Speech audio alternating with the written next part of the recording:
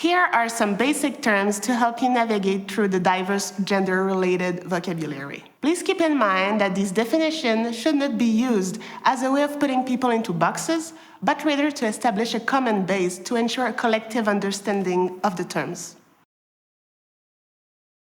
Sex refers to the anatomy of a person's reproductive system and their secondary sex characteristic.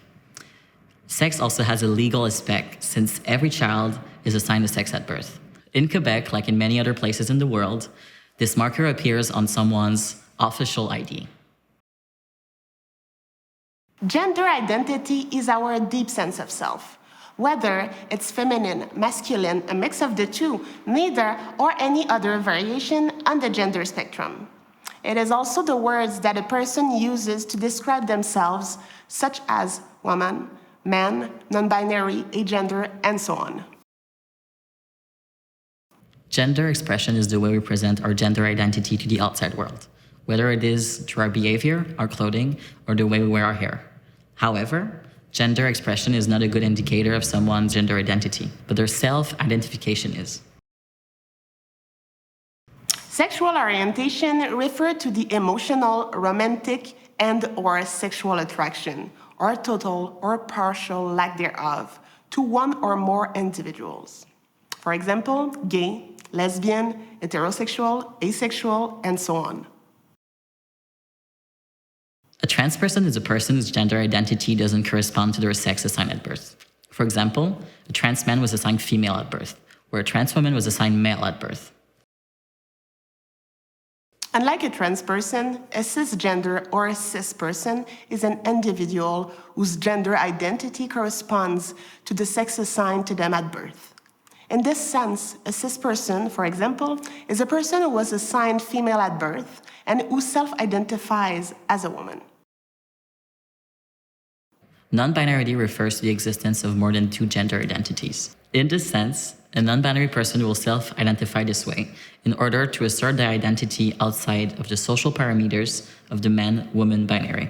For example, non-binary folks can define their identities as both feminine and masculine, or neither of those, by using other terms of self-identification.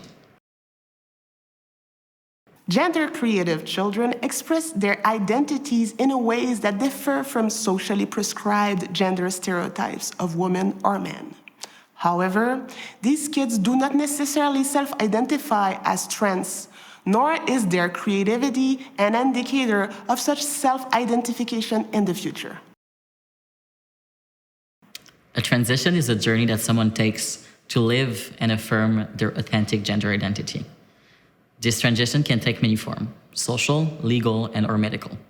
A social transition may include, for example, the coming out, which is the moment where someone reveals their gender identity to others, as well as the changes that they make to their appearance. A legal transition specifically involves changing one's name or gender marker. The medical transition includes many possibilities. When it comes to children of a certain age who can and wish to access medical transition means, they may be prescribed hormone blockers by medical specialists, such as endocrinologists. In all cases, all the decisions are made with the child and their family while keeping the health and the well-being of the child at heart. This vocabulary is not static, but rather dynamic, and therefore evolves through time and space. Language is alive. Would you like to learn more? Check out the HiSam educational guide available free of charge on Gender Creative Kids website.